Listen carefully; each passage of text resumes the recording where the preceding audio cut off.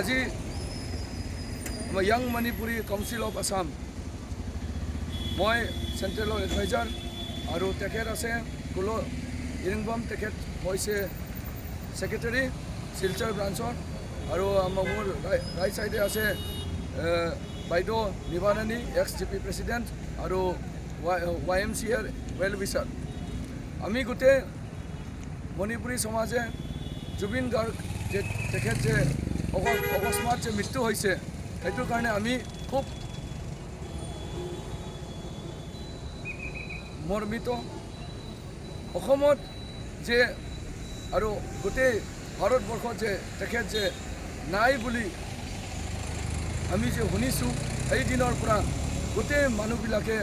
মনত আঘাত পাইছে আৰু কিছুমান মানুহবিলাকে তেখেতৰ মৃত্যুক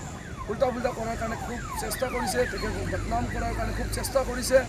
এই বস্তুটো মানে যাতে নোহোৱাৰ কাৰণে আমি আহ্বান জনাইছোঁ ইয়াং মণিপুৰী কাউন্সিল অফ আসামে সদায় অসমৰ মণি অসমৰ সন্তান জুবিন গাৰ্গ তেখেতৰ কাৰণে সদায় ছাপৰ্টত আছে।